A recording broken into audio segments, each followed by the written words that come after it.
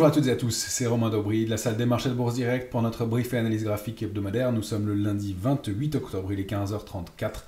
Les marchés américains ont ouvert il y a 1h04, un peu plus tôt, puisque nous avons changé d'heure et pas eux encore. Merci à toutes et à tous pour vos likes, vos retweets, vos partages, vos commentaires positifs. Pensez comme toujours à vous abonner à la chaîne Bourse Direct YouTube et puis à nos comptes Twitter respectifs pour le suivi du marché et puis des différentes positions, notamment des positions ouvertes sur les marchés dérivés que je publie tous les jours sur mon compte. J'ai fait une exception encore aujourd'hui parce qu'il n'y a pas d'éléments intéressants à vous donner sur le sujet, si ce n'est que l'absence d'éléments ou de changement d'intérêt est un élément en soi, c'est-à-dire que les opérateurs ne prennent aucune initiative depuis le début de l'échéance des marchés dérivés du mois d'octobre, depuis le 18 octobre dernier. Je regardais l'état des positions ouvertes vendredi soir, on n'a pas de changement d'intérêt. Pour l'Eurostoxx, c'est simple, c'est quasiment une baisse systématique de la position ouverte, faible, mais quasiment une baisse systématique depuis l'échéance. Le 21 octobre au soir, on avait 2 209 000 contrats ouverts. On a 2 166 000 ouverts hier soir, avec un indice Eurostoxx qui est quasiment au même niveau, 4 941 contre 4 943. Donc il y a une baisse d'intérêt. Alors déjà, ça nous indique qu'il n'y a pas de pression baissière à ce stade, mais ça nous indique aussi que dans les mouvements de hausse, on n'a eu absolument aucun soutien, que pour l'instant, le marché est vraiment...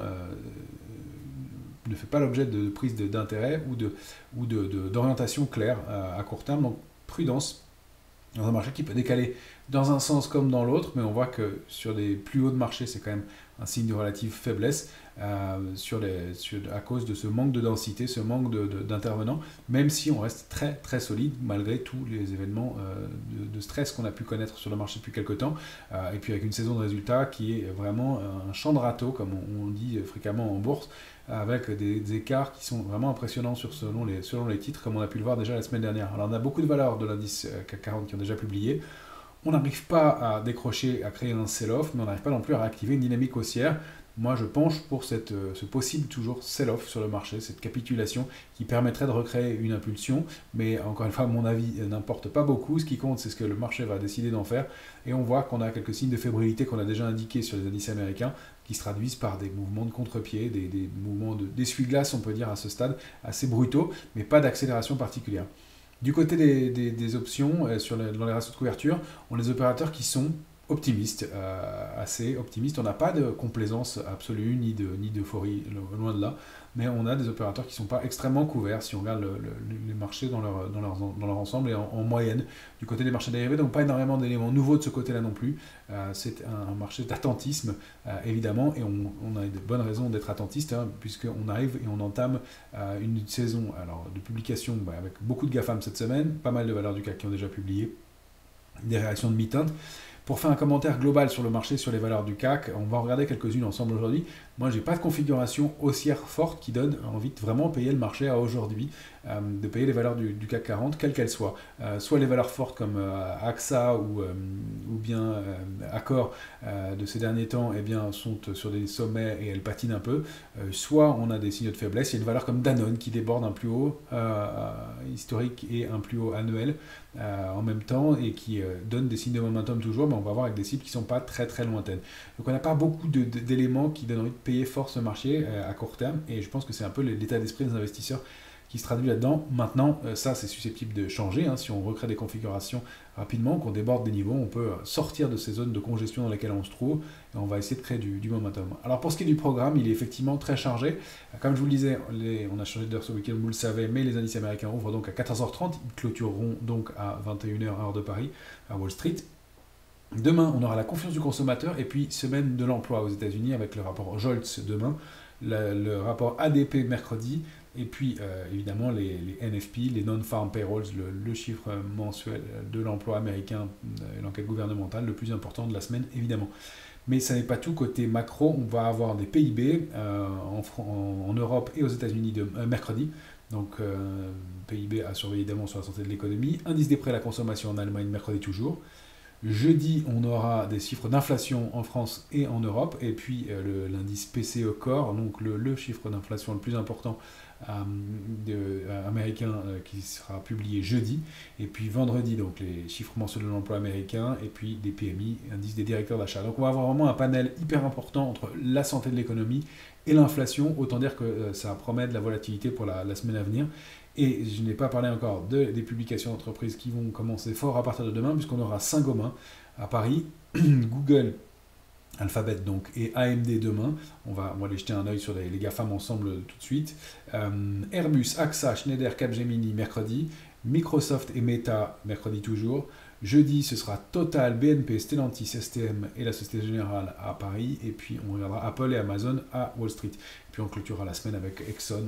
C'est presque anecdotique, s'il pouvait y avoir une anecdote sur le sujet vendredi. Mais on va avoir quelques jours à venir très denses. Et bien entendu, tout ça en amont de la semaine suivante, au cours de laquelle sera renouvelées les élections américaines entre le 4 et le 5 novembre. Donc, évidemment, un moment qui va promettre beaucoup de volatilité, et on comprend que les opérateurs sont un peu prudents, un peu nerveux dans ce marché, même si on n'a pas de signe de baisse à proprement parler dans l'immédiat. On va aller voir tout de suite notre indice S&P 500 en journalier. Bien, voilà, donc on a toujours ce comportement de blocage autour de cette zone 5829, 5845,5. On est pile dedans aujourd'hui pour commencer la semaine. Petite bougie d'indécision. On voit ce coup de boutoir des vendeurs en fin de semaine dernière, vendredi dernier. Contre-pied assez marqué, avec des volumes qui sont sensiblement équivalents à ceux des jours précédents. On n'a pas de sell-off. On ne sort pas du canal haussier au sein duquel on évolue depuis quelques semaines maintenant. Mais on n'arrive pas à créer de momentum non plus, franchement, et on voit que systématiquement, depuis qu'on a connu cet avalement baissier du 15 octobre, la bougie du mardi 15 qui avait englobé celle du lundi 14, et bien depuis on n'arrive pas à créer de momentum, toujours des contre-pieds, et on n'arrive jamais à clôturer plus haut. Donc on a ces rejets systématiques. Alors est-ce que dans le courant de cette semaine on va pouvoir recréer ce momentum, déborder 4845,5 en clôture? Après on a créé des résistances intermédiaires qu'on va marquer ici, je regarde. Ouais. Non, ce sera 5872, le plafond de verre, le petit plafond de verre de court terme, pour aller chercher 5925 et 5964, les extensions légitimes à l'intérieur du grand range dans lequel on se trouve. Je dézoome un instant pour vous remontrer les zones majeures. On avait la zone 5347, 5738, je l'ai réajusté un petit peu, c'était 733, je l'ai réajusté à 738. Ça colle bien en hebdomadaire justement, pour aller chercher des extensions en direction, donc au-delà de 5738, en direction de 6132. Voilà, pas de figure de retournement, pas d'élément qui indique la fin de la tendance haussière pour l'instant, mais peut-être un peu de manque de momentum, un peu de fébrilité et des retracements possibles. Pour l'instant, tant qu'on est au-delà de 5829, aucune alerte. C'est si on rompait le canal, la borne basse du canal haussier, donc c'est 5796 à très court terme pour aller chercher 738. Sous 738, ce serait un petit peu plus délicat, puisqu'on romprait ce range, on repasserait un range plus bas, et donc on aurait 5624 au moins en mire. Cette zone-là semble une cible de retracement, de consolidation assez idéale dans un moment fort du marché pour l'instant. Du côté du Nasdaq, on est toujours dans cette structure en vague de Wolf, même si elle donne des contre-pieds importants. On l'a vu vendredi soir. Regardez où est allé chercher le Nasdaq avant de faire former un rejet important. Pile la borne haute, l'oblique 1, 3, 5 de la vague de Wolf. On est allé former un rejet marqué contre ce niveau. On n'arrive pas à décrocher franchement et aller chercher la cible baissière. Il faut dire qu'on a eu Tesla la semaine dernière en fin de semaine qui a permis au Nasdaq de payer, mais on voit quand même le rejet violent en fin de séance, et cette bougie, cette étoile du soir qui est donc en haut de marché après cet avalement baissier, témoigne quand même de rejet marqué dans cette zone pour l'instant. Alors tant qu'on ne la rompt pas, on n'accélère pas. On est quand même allé chercher près de 19 908, pas loin de ce support majeur, mais on ne l'a pas testé ni enfoncé, et on n'arrive pas non plus à se réinstaller au-delà de 20 530, 20 676, qui seraient vraiment les niveaux à partir desquels on pourrait créer une dynamique haussière pour aller chercher des extensions, 20 886, entre autres, à court terme, et puis la borne haute du canal haussier, le long terme, pourquoi pas. Pour l'instant, on est vraiment entre deux eaux, et on reste pour moi dans cette configuration risquée, risquée, toute chose étant relative, hein, pour aller former une consolidation et chercher la cible de notre vague de Wolf. Là cette semaine, bien si on prend le vendredi 1er novembre comme fin de la semaine, ça donne 19 350 comme cible idéale. Donc pourquoi pas, sinon il faut déborder 20 530, 20 676 et l'oblique formé par les niveaux 1 à 5 ici. Donc pour la séance de demain, mardi, ce sera 20 592, le plafond de verre à déborder ou le niveau de rejet probable du Nasdaq compte tenu de la configuration et du fonctionnement de ces derniers jours. Voilà. Donc pas d'alerte majeure, un marché qui se comporte un peu de façon attentiste depuis la mi-octobre du côté des indices américains, mais il n'y a pas d'éléments très méchants pour l'instant. On a quand même un Dow Jones qui lui a retracé un peu plus franchement, on teste des niveaux importants, à 42 560, on l'avait évoqué il y a quelques temps ensemble. C'était une grosse cible de très long terme, je vais mettre en mensuel pour vous montrer ces niveaux majeurs. Alors, il y en a pas mal ici, mais c'était un gros niveau et on voit cette bougie mensuelle qui n'est pas extraordinaire sur le Dow Jones, il n'y a pas encore de retournement. On a quand même cette baisse assez marquée la semaine dernière sur le Dow Jones, c'est une bougie d'indécision pour l'instant, on n'a pas d'éléments très forts à court terme. Un indice qui préserve son niveau de support à 41 860, c'est en dessous que les choses pourraient se dégrader. Alors on peut essayer d'y voir une figure de retournement d'épaule tête épaule. Pour l'instant, il n'y a rien qui se dessine. Je n'aime pas trop faire ce genre de projection parce que le marché fait un peu ce qu'il veut et il a probablement autre chose en tête. Mais en tout cas, des petits rejets. Cet avalement baissier aussi le mardi 15 octobre qui depuis bien a créé cette consolidation. Pour l'instant, il n'y a pas d'alerte majeure. Sous 41 860, c'est 40 900 le gros support à préserver. Du côté de la volatilité, eh bien, on est toujours dans une zone de vigilance. On préserve cette oblique haussière qui est active depuis la fin du mois de septembre. On a testé une fois, deux fois, trois fois, quatre fois, 5 fois, on l'a un petit peu enfoncé, mais on reste au-dessus. Et donc, on a un indice de volatilité qui reste à 19,35, qui ne passe pas en dessous. Pour moi, c'est le passage sous ce niveau 18,36 en clôture qui indiquerait que les opérateurs se détendent franchement, que les indices peuvent repartir à la hausse. C'est tant qu'on est au-dessus, on a un risque d'accélération de la volatilité et donc un risque je vais supprimer cette résistance, et un risque d'accélération de la volatilité en direction de 21,62 dans un premier temps, puis 23,35 et cette oblique baissière formée donc par les points du 9 août, à peine touché en début septembre et point haut du 7 octobre. Là, on aurait un risque d'accélération de la volatilité au-delà de 23,35 et donc pour la semaine, on va se mettre au milieu, on va prendre jeudi, au-delà de 22,85. Donc voilà, 22,85, 23,35, attention, là, la volatilité pourrait repartir et sortir de sa congestion, la congestion au sein de laquelle elle est canalisée depuis le début du mois d'août. On avait déjà évoqué ça vendredi ensemble, donc en dessous, retour en zone d'optimisme, là on est en vigilance, et puis en dessous, après c'est la complaisance, donc on n'est pas complètement endormi sur les marchés, mais on a une volatilité qui est plus tendue depuis l'épisode de stress de l'été. C'est pas pour ça qu'on a un niveau de couverture qui est très fort, c'est que l'assurance coûte plus cher en ce moment, c'est comme ça que je le vois plutôt. En tout cas, au-delà de 23,35, attention, on accélérerait en direction de 28, 30,92, et puis la cible idéale, si on peut dire, 34,14 pour la volatilité, donc attention à un pic de volatilité possible tant qu'on est au-dessus de 18,36 en clôture. Du côté des marchés européens, notre indice Eurostoxx, on n'a pas grand chose de nouveau, toujours des bougies d'indécision, on est dans un range clairement, en bas 4915, autant dire qu'on l'a largement testé et commenté ensemble depuis ces dernières semaines, donc j'insiste pas. En point haut 4986,5, on n'y arrive pas ce matin.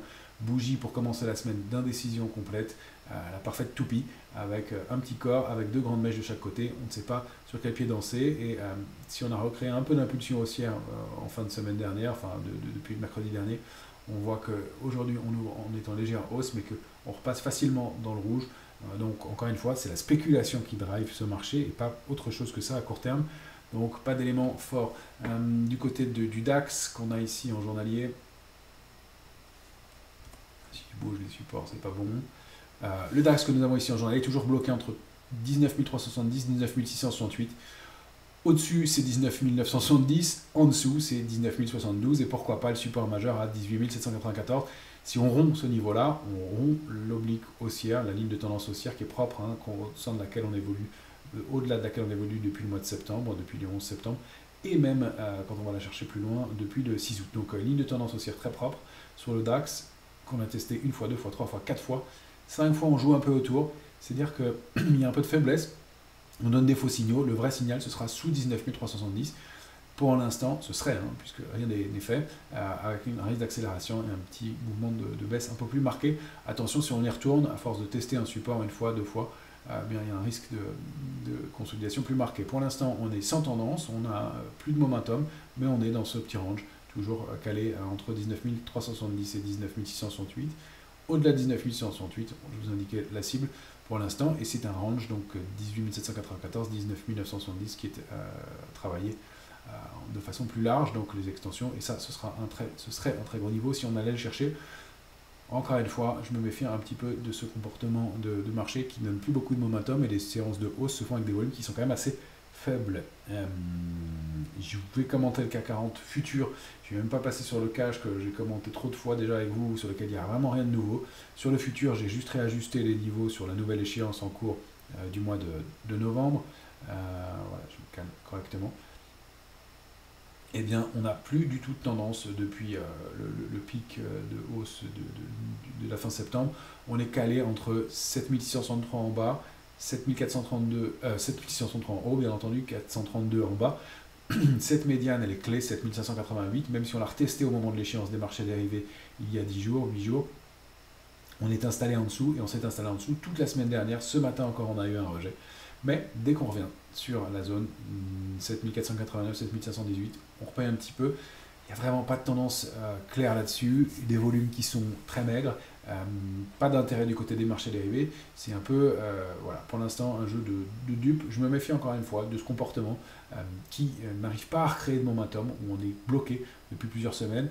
Donc c'est vraiment la sortie de cette zone. 432 en bas, 663 en haut, et puis 718, et puis 827 qui permettrait de recréer quelque chose. C'est vraiment au-delà de 7827 que je considérais qu'on réactive la dynamique haussière. On est en panne depuis, je n'insiste pas, on l'a fait plusieurs fois, dans ce grand trading range, 432 en bas. Attention, sous 432, c'est notre alerte de court terme. On est sous l'alerte intraday depuis plusieurs jours maintenant. Attention, sous 432, on sort du range actuel, on passe à un range plus bas. La cible idéale, c'est 7040, mais surtout à l'intérieur de cette zone, on a notre alerte de moyen terme, 7296, donc prudence dans ce contexte. Je voulais aller voir quelques valeurs avec vous, il y en a pas mal à regarder aujourd'hui, parce qu'il s'est passé quand même beaucoup de choses au cours des publications. Je vais les commenter bien dans le désordre. On va prendre un peu le CAC 40, je vous parlais d'accord, c'est plus pour un commentaire global de marché qu'on va avoir ici, mais voilà, d'accord, elle revient tester ses niveaux de résistance historiques. Elle reste valeur forte, mais on voit qu'il n'y a plus beaucoup de momentum. On a eu un petit contre-pied baissier vendredi dernier avec du volume. Là, je suis en hebdomadaire, si on regarde en journalier. Voilà, hein, cet échec contre ce niveau de résistance. On avait des cibles idéales que je peux supprimer maintenant qu'on a atteintes, hein, de structures de retournement précédentes. Pardon, il y en a beaucoup, ce sera plus lisible comme ça. Donc en tout cas, ce niveau de 42-46 est un gros niveau. Il n'y a pas de retournement de tendance, mais on voit que même sur une valeur forte récente, on n'arrive pas à créer beaucoup de momentum. Donc voilà, en revanche, au-delà, 44-32, 46-58, ça reste un titre fort qu'on conserve, même s'il est susceptible de retracer un peu, si encore une fois, depuis quelques jours, on a moins de momentum, on n'a pas de structure de retournement à ce stade. Je ne vais pas vous faire toutes les valeurs du CAC, Air Liquide, il n'y a pas grand-chose à en dire. Airbus, c'est intéressant, parce qu'Airbus, vous vous souvenez, c'était notre valeur benchmark, celle dans laquelle qui était bloquée dans un range. Est-ce qu'on va mieux voir ça en hebdomadaire? Oui. Voilà. Airbus, hein, c'était une grosse structure de retournement, puis un triangle symétrique, fausse sortie du triangle symétrique fin septembre, début octobre, réintégration, et on vient rebuter contre la ligne de coup de la figure précédente, en noir ici, depuis 3 semaines maintenant, et on n'arrive pas à repasser ce niveau de 142, on commence même la semaine en légère baisse, rien de méchant, mais on est donc toujours calé entre 128,34 et 142, il faut vraiment repasser 142 pour recréer du momentum, et attention à des fausses sorties et des faux mouvements à l'intérieur de ce triangle qui n'a plus lieu d'être. En bas on regardera l'oblique, mais en haut il est tellement testé et faussé que il est plus très pertinent. C'est bien cette oblique noire qui est testée, et puis ce niveau de résistance à 142, au-delà duquel on n'a jamais réussi à se réinstaller. Les volumes de la consolidation sont en train de baisser, et ils étaient plutôt dans le sens acheteur, donc ça c'est plutôt positif sur ce titre. AXA, je vous la montre en un instant, mais c'est parce que de la même façon, elle qui est une valeur forte et sur des plus hauts, depuis qu'elle a buté fin mi-septembre sur ces niveaux de résistance, il n'y a plus de momentum, pareil, absence de tendance, c'est peut-être juste une consolidation pour une réactivation aussi. En revanche, la ligne de tendance haussière de long terme est lointaine, elle peut tout à fait aller retourner, chercher faire un retour à la moyenne. Je n'ai pas cherché d'extension sur le titre pour l'instant, mais c'est une valeur qui, voilà, un très beau parcours haussier. On a quand même eu le mois dernier, au mois de septembre, une bougie d'étoiles filantes, donc prudence en mensuel. Là, pour l'instant, on est en train de déborder les niveaux, mais peut-être qu'on manque un peu de momentum à court terme. Parmi les titres que je voulais vous montrer pour la semaine, bien entendu, il y a ceux qui vont publier. On va pas s'attarder sur les bancaires qui, je trouve, manquent un peu de momentum et ont donné des signaux de faiblesse à court terme. Je voulais regarder Capgemini qui va publier cette semaine, grosse publication. Capgemini, elle avait un parcours graphique très très propre. Elle était sortie d'une longue congestion au mois de novembre 2023 pour aller chercher une cible parfaite, la cible de ce grand triangle. Elle avait depuis consolidé largement et elle revient tester la borne basse de ce triangle. C'est pour ça que je l'ai conservé. On est en mensuel. On va regarder en hebdomadaire sur Capgemini. Elle a un gros comportement de faiblesse. Elle est repassée sous 93,40. C'était pas un bon signal, mais elle préserve toujours cette oblique. Vous voyez qu'on a testé une fois, deux fois, trois fois au mois d'août. Pour l'instant, on est au-dessus, donc un petit peu de mieux de ce côté-là. J'avais ce petit canal qui n'a pas servi énormément. On peut le supprimer. On est vraiment entre deux eaux. Il faut repasser 179, 60, 182 au moins pour recréer quelque chose. Attention, donc sous ce niveau de support intermédiaire qui a été préservé en clôture, c'est 175,10. J'espère que vous voyez mieux à l'écran. Attention, 175,10 et cette oblique. On repasse à l'intérieur du triangle, il y a un risque d'invalidation de sell-off, et dans ce cas-là, on peut retourner plus bas, aller rechercher 167,50, pourquoi pas 157,60. Parmi les publications qui m'intéressaient cette semaine, alors il y a Danone qui est en train de, elle, en revanche, réactiver sa dynamique haussière qui était en panne depuis depuis le début du mois de septembre. Parcours haussier très propre aussi, consolidation septembre-octobre, et puis on repart à la hausse après 2 mois de pause. Alors le problème, c'est qu'on n'a pas un momentum énorme, que les cibles suivantes sont ici. Dans un premier temps, on aurait 68,12 et pourquoi pas des extensions situées entre la cible idéale 70,56 et puis cette cible de long terme que j'avais tracée il y a quelques temps et qui est située à 71,22. Donc peut-être une cible idéale pour ce titre qui est en revanche titre fort du moment et qui lui est bien un des rares titres, donc entre 4,70 et 5,60% de hausse complémentaire. Attention, si on repassait sous 66,10, ce serait une invalidation avec un risque de retester la ligne de tendance haussière de long terme et peut-être de mettre fin à un mouvement haussier. Pour l'instant, ce n'est pas le cas. Ça reste haussier, ça fait partie des rares titres un peu forts au sein de l'indice parisien. Je vais vous montrer Edenred qui a publié la semaine dernière. Edenred, elle ne s'est pas arrêtée nulle part et ça, c'est quand même assez intéressant. Alors, on avait cette vague de Wolf qui avait pas fonctionné. Ou est-ce que. Oui, 1, 2, 3, 4, 5, oui, il y avait une grosse invalidation. Donc, ouais, fonctionne pas tout évidemment. On l'avait surveillé. Et voilà. On est au sein d'un biseau baissier sur Edenred. Elle l'a rompu violemment par le bas et elle était allée chercher une cible majeure. C'est une cible que j'avais tracée il y a longtemps sur le titre. Edenred, c'est un gros niveau pour Edenred. C'est une zone qui date de 2018, testée en 2020, 28,15. Elle est située à l'intérieur. Pour l'instant, on n'a pas rompu. Attention, en dessous, on peut aller voir des extensions complémentaires. Je ne les ai même pas tracées tellement ça date. Mais le niveau suivant serait 24,90. Autour, probablement, peut-être un petit peu plus haut, si on veut prendre les mèches, 25,15, 24,90. Donc, risque de baisse complémentaire. Pour l'instant, on s'est quand même arrêté sur ce très très gros niveau de support, qui est celui au-delà duquel on a construit en 2018-19. On rebondit en 2020, c'est pas neutre, c'est le rebond Covid. Donc à surveiller. On n'a pas de figure de retournement haussière, bien sûr, à court terme sur le titre, mais on ne s'est pas arrêté de baisser ici par hasard. Donc bougie d'indécision, pas d'éléments, mais pour des investisseurs de long terme qui veulent reprendre un risque sur ce titre, pourquoi pas. Parmi les autres titres que je voulais regarder avec vous, il y a L'Oréal toujours, qui était notre benchmark, pareil. On n'a pas été chercher pour moi, toujours la cible idéale. Vous voyez qu'on a testé des niveaux, mais on n'arrive pas à recréer de momentum. Alors est-ce qu'on va avoir un Arami, donc cette grande bougie rouge, suivie petite bougie verte à l'intérieur qui pourrait déclencher un mouvement haussier. C'est peut-être le cas. Pour l'instant, les volumes sont toujours dans le sens de la baisse et je me méfie, même si on n'a pas rompu 354,80, on a des chances d'aller chercher donc le bas de la cible de la grande vague de Wolf qu'on suit ensemble depuis le mois de mars, toujours pour le mois en cours. Vous voyez que ça reste quand même baissier, franchement, il n'y a pas d'éléments très fort et positif. LVMH, je vous la montre, on l'a pas regardé depuis quelques temps en journalier parce qu'elle est intéressante, elle est allée. C'est pour ça que c'est parfois pas mal d'aller chercher de conserver des cibles et des canaux. Elle évolue au sein d'un canal baissier qu'elle avait testé une fois, réintégré, retesté, tenté de déborder, redéborder ici, mais regardez, elle ne s'est pas arrêtée nulle part ce matin. Pile sur ce niveau-là, bougie d'indécision, pas beaucoup de momentum, des volumes faibles. On n'a pas de structure de retournement. Quand on dézoome, on voit même cette structure-là. C'est pas des éléments de retournement. Il va falloir reconstruire encore une fois, et on n'a pas de momentum fort pour repartir à la hausse. C'est ce qui me met un peu dans le doute sur le titre. Du côté de Michelin, je voulais vous la montrer parce que ça fait partie des valeurs fortes, des valeurs qu'on aime bien. Si tant est qu'il faut aimer des valeurs en bourse, c'est pas très bon d'être amoureux de ces titres, on le dit souvent, mais ça fait partie des beaux parcours boursiers depuis quelques mois. Mais Michelin, elle a averti, évidemment, dans le sillage de tout le secteur automobile, et elle a formé cette structure de retournement. Alors, épaule, tête, épaule, avec une très mauvaise épaule à droite. Toujours est-il que la ligne de coup est bien observée, qu'on a accéléré à la rupture de cette ligne, et que donc la cible idéale, ça donnerait, si elle y va, une zone située autour des 29,02, 28,84,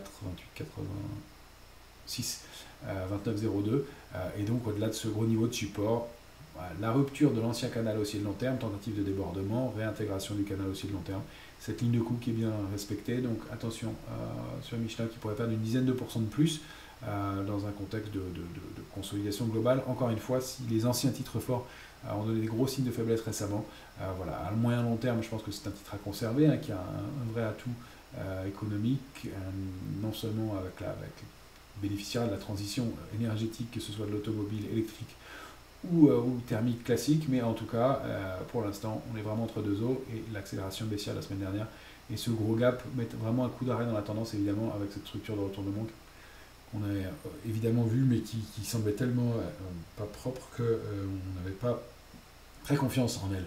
Pernod, je reviens dessus une fois encore, on l'a suffisamment commenté. Pour nous, la cible idéale, vous savez que c'est 113,27. Je n'insiste pas tellement sur les choses, mais pour vous dire que, voilà, encore une fois, le titre est collé en bas, il n'y a pas de retournement, pas de figure de retournement. 123,70 est assurément un niveau, je vais le mettre en hebdomadaire, ce sera plus lisible, pardon, est assurément un niveau majeur, sauf que pour moi, il y a toujours ce risque de petit sell-off complémentaire pour aller chercher la cible idéale de cette énorme épaule, de cet énorme double top qui date maintenant, qui a été validé au 1er janvier dernier. On va peut-être reconstruire dans cette zone-là quelque chose d'autre, peut-être un double bottom cette fois-ci, ou un W, quelque chose qui permet de reconstruire et d'aller recréer du momentum. Mais pour l'instant, on voit bien qu'on est scotché en bas et que personne ne se précipite sur le titre. Publicis, nous on avait décidé de rentrer sur le titre au moment de la publication, elle a fait une fausse sortie. La semaine dernière, bougie d'indécision. Là, on est à la lisière de ce triangle symétrique. On essaye de réactiver, mais pareil, un mouvement qui n'est pas très franc. Si le titre repayé un peu aujourd'hui, c'est quand même assez mou, mais ça fait partie des titres les plus forts du moment, qui est dans une longue consolidation, donc pourquoi pas. Il faut vraiment repasser 102,85 pour accélérer et chercher 113,5. Renault, je vous avais montré la vague de Wolf en journalier, on est allé chercher la cible, on voit que depuis on patine. Voilà, c'était celle-ci, vague de Wolf qui a très bien fonctionné cette fois-ci. 1, 2, 3, 4, 5, 5 on a rebondi, et on est allé chercher la cible marqué par la ligne 1 à 4. Ici, depuis, on est autour, on patine un peu, on n'a plus de momentum depuis quelques séances. Voilà, pas d'invalidation, mais on n'a pas de figure de retournement de long terme non plus, si ce n'est que, sur le titre, on a bien préservé la borne basse du canal haussier de long terme. Cette oblique-là, elle n'a plus vraiment court, vous la surveillez, elle a permis de rebondir.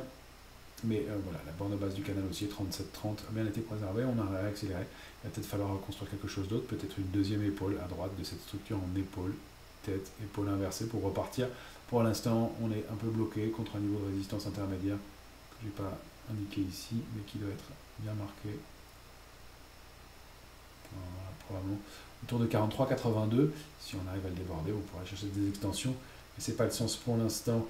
Saint-Gobain qui publie cette semaine, là, pareil, une configuration un petit peu topiche à court terme. On a eu des signes de contre-pied vendredi dernier. Pour l'instant, un peu de l'indécision. On est toujours au sein du canal haussier de long terme. Si on passe 79, 62, si on le rompt, eh bien c'est un gros niveau de support qui avait été préservé depuis le mois de mai dernier. Donc pas un bon signal avec un risque de consolidation.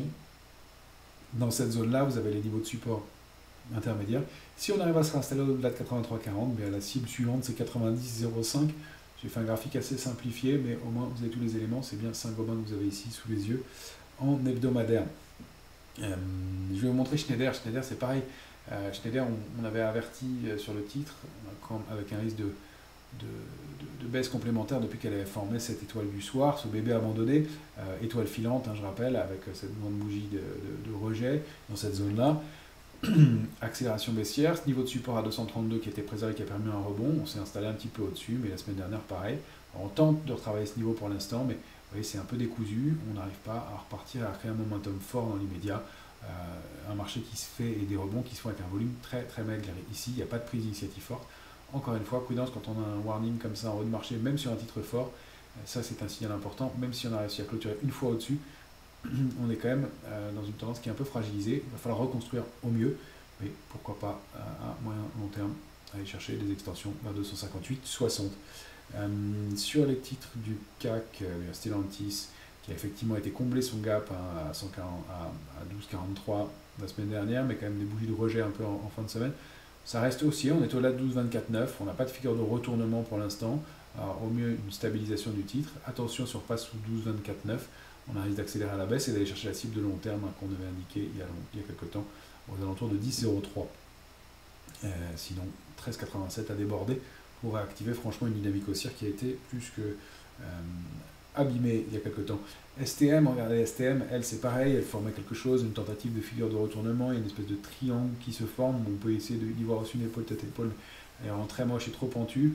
On a essayé de la déborder aujourd'hui, on repasse en dessous, il n'y a pas de momentum, c'est vraiment un titre à l'arrêt. Ces petites cotations, ça ne donne pas de dynamique, c'est pas une figure de retournement, donc attention sur STM, qui peut aller chercher des extensions 22,43 en bas, et ou déborder 28 au-dessus pour créer quelque chose, mais on n'a pas de figure à ce stade-là, et on voit que le titre est vraiment bloqué.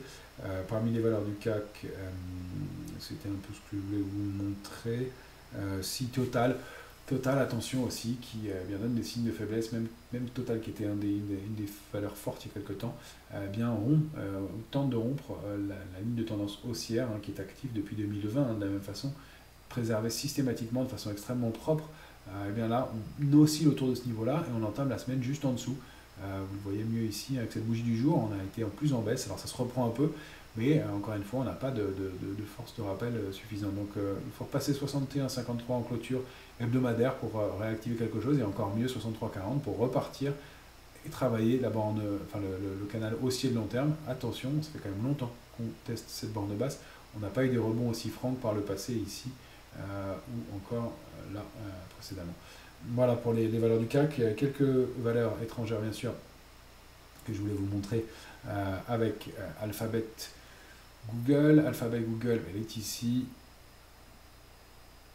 Elle teste la borne haute de son canal haussier de long terme. Pareil, situation d'attente. On n'arrive pas à créer du momentum, à repasser sur 69,30. On n'est pas repassé franchement dans le canal haussier de long terme. Attention, risque de petits contre-pieds, d'aller chercher 142,60. Si on se réinstalle au-delà de 169,30, c'est au moins les tops historiques. On verra le cas échéant s'il y a des extensions, mais 189,20 au mire. Pour l'instant, c'est vraiment entre deux eaux à quelques jours de sa publication. Amazon, pareil, situation d'attente. On n'a plus de tendance sur le titre depuis le mois de janvier-février dernier. Alors, on a des contre-pieds, une oscillation. On peut essayer d'y voir un triangle. Il n'y a pas de figure franche. On est au-delà de 187,80. Il faut repasser 198,79. Donc, je vais réajuster ce niveau. Ce sera 200,5. Pardon. Et ici, 189,10. On est vraiment calé autour. Ce sont des anciens tops. Peut-être qu'on pourra ajuster ici. Ouais, le niveau idéal, c'est 188,70. Je le fais en direct avec vous. Pareil pour les supports. On a des niveaux qui sont peut-être plus de ce côté-là. Voilà, à 174,60. Qui colle mieux, voilà, ici. On est dans ce gros range. Donc 188,70, c'est mieux. Direction 200,5. 0,5. Au-dessus 212,20. Attention, en dessous de 188,70, c'est retour à 174,60. Et puis cette ancienne oblique qui est plus en cours. Pour l'instant, on va supprimer, et après 165, 75. Pas vraiment de tendance sur le titre non plus pour l'instant, il n'y a pas vraiment de momentum. Même si on a bien rebondi, on n'arrive pas à recréer quelque chose de fort depuis plusieurs semaines sur Amazon. Apple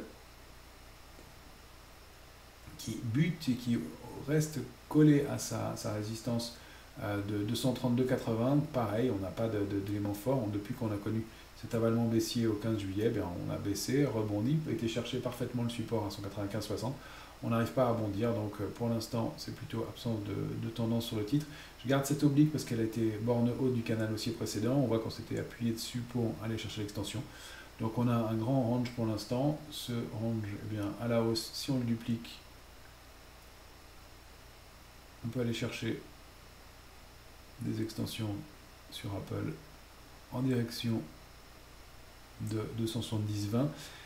Pas le scénario qu'on privilégie, vous l'avez compris pour l'instant, même s'il n'y a pas de figure de retournement, mais un peu d'épuisement. On voit plutôt cette structure de biseau, à mon sens, à prendre en compte avec voilà, 1, 2, 3 points testés ici en hebdomadaire et un titre qui a du mal à aller recréer du momentum au-delà de cette zone de résistance. On peut aller chercher des extensions jusqu'à 238,80, mais le risque de baisse complémentaire est plus important à mon avis pour l'instant, compte tenu de la configuration globale et de la période d'incertitude. Reste que si on déborde ce niveau-là, 238,80, on va aller chercher 270,20, l'extension suivante. Donc pas de choix arrêté sur le marché, plutôt une situation d'attente. À observer Meta, Meta elle était entre deux eaux, pareil, elle a été chercher sa résistance à 580-60, résistance de long terme. Pareil, depuis pas beaucoup de momentum, on est un peu bloqué entre deux eaux. La cible suivante, c'est